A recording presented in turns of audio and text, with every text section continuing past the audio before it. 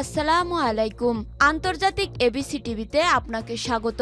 শুরুতেই জানাবো আমাদের হাতে থাকা সর্বশেষ বিশ্বের গুরুত্বপূর্ণ সংবাদ, পরে বিস্তারিত। আন্তর্জাতিক বাংলা সংবাদে আপনাকে স্বাগত। শুরুতেই সংবাদ শিরোনাম, পরে বিস্তারিত। পুরোদমে ইরান ইসরায়েল হিজবুল্লাহ যুদ্ধ চলছে। এই মুহূর্তে আমাদের হাতে এসেছে কিছু ভয়ঙ্কর গুরুত্বপূর্ণ সংবাদ। আর শুরুতেই জানাবো যুক্তরাষ্ট্রের সঙ্গে গোপন সমঝোতা ইরানের। নির্বাচনে ইতিহাস গড়ে হোয়াইট হাউসে ফিরছেন ডোনাল্ড ট্রাম্প। সাবেকেই মার্কিন প্রেসিডেন্টের সঙ্গে ইরানের আগে থেকেই শত্রুতা রয়েছে। তবে ট্রাম্প নির্বাচিত হওয়ার কয়েকদিনের মাথায় জো বাইডেন প্রশাসনের সঙ্গে ইরানের গোপন সমঝোতার খবর সামনে এলো। জেরুজালেম পোস্ট জানিয়েছে ইরান শুধু গোপন সমঝোতাই করেনি, বরং যুক্তরাষ্ট্রকে লিখিতও দিয়েছে। ওয়াশিংটন এবং তেহরানের মধ্যে যে সমঝোতা হয়েছে এই খবর সবার আগে প্রকাশ করে ওয়াল স্ট্রিট জার্নাল। এ বিষয়ে গুরুত্বপূর্ণ সংবাদ জানাবো, বন্ধুরা সঙ্গেই থাকুন। এরপর জানাবো ইসরায়েলকে স্বীকৃতি নয় বরং ফিলিস্তিনকে সমর্থন দেওয়ার ঘোষণা দিলেন মালয়েশিয়ার প্রধানমন্ত্রী। ইসরায়েলকে স্বীকৃতি নয় বরং ফিলিস্তিনি জনগণের প্রতি সমর্থন দিবে মালয়েশিয়া। দেশটির প্রধানমন্ত্রী আনোয়ার ইব্রাহিম এসব কথা জানিয়েছেন, খবর আল জাজিরার। এদিকে ইরানের গোপন পারমাণবিক গবেষণা কেন্দ্রে ইসরায়েলের হামলা। ইরানের পারমাণবিক গবেষণা কেন্দ্রে হামলা চালিয়েছে দখলদার ইসরায়েল। অক্টোবরের শেষের দিকে ওই হামলা চালায় তাদের বিমান বাহিনী। আজ মার্কিন গণমাধ্যম অ্যাক্সিওসের এক প্রতিবেদনে সব তথ্য জানানো হয়েছে। প্রতিবেদনটিতে মার্কিন যুক্তরাষ্ট্র ও ইসরায়েলের সাবেক ও বর্তমান বিভিন্ন কর্মকর্তাদের সূত্রে থেকে সব তথ্য জানানো হয়েছে। এবারে জানাবো ট্রাম্পের মান ভাঙাতে পারবেন ডক্টর মোহাম্মদ ইউনুস। সব হিসাব নিকাশ ওলটপালট করে গেল 5ই নভেম্বর মার্কিন প্রেসিডেন্ট নির্বাচনে জয় পান ডোনাল্ড ট্রাম্প। এরপর বাংলাদেশের অন্তর্বর্তীকালীন সরকারের প্রধান উপদেষ্টা ডক্টর মোহাম্মদ ইউনুসের সঙ্গে ট্রাম্পের সম্পর্ক নতুন করে আলোচনায় আসে।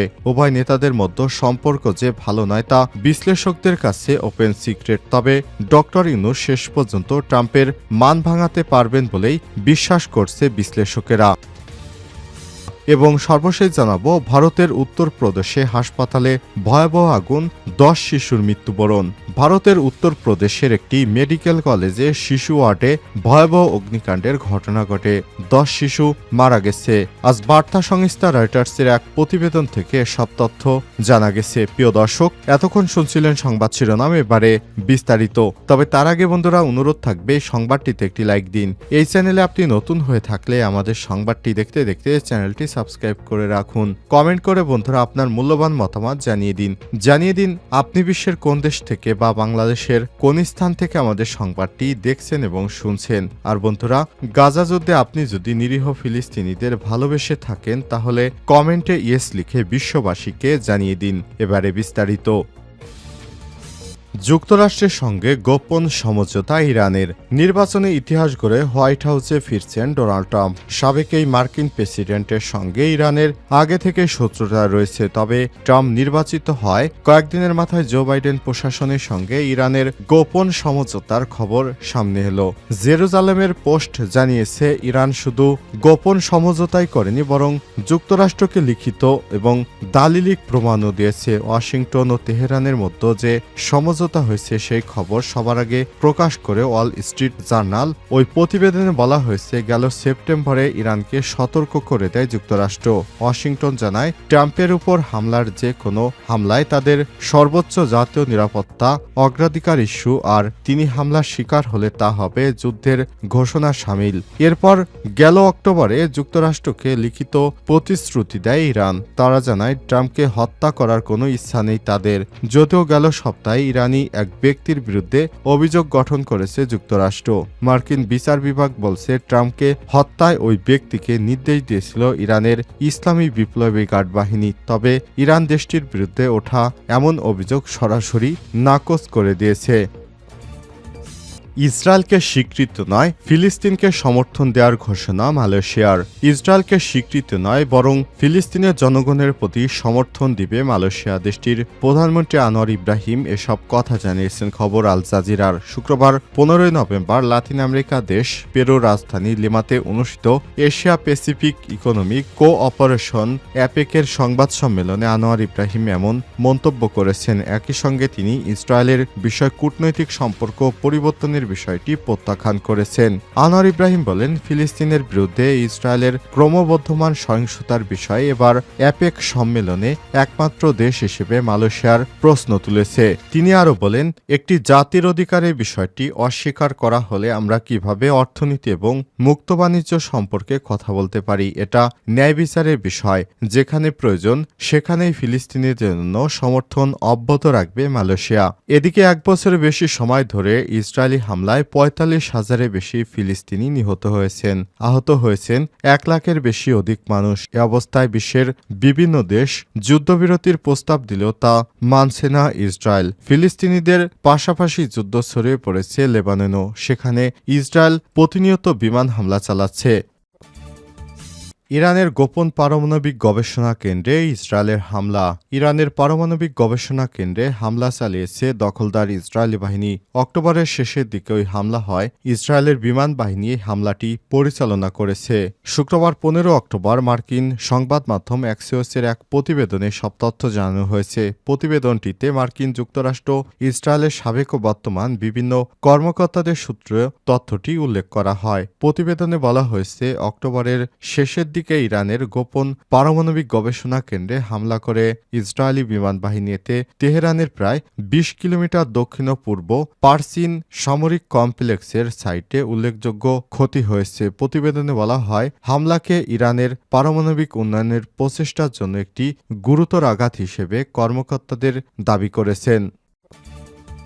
ট্রাম্পের মান ভাঙাতে পারবেন ডক্টর ইউনূস। সব হিসাব নিকাশ ওলটপালট করে গেল 5 নভেম্বর মার্কিন যুক্তরাষ্ট্রের প্রেসিডেন্ট নির্বাচনে জয় পান ডোনাল্ড ট্রাম্প। এরপর বাংলাদেশের অন্তর্বর্তীকালীন সরকারের প্রধান উপদেষ্টা ডক্টর মোহাম্মদ ইউনূসের সঙ্গে ট্রাম্পের সম্পর্কে নতুন করে আলোচনা আসে।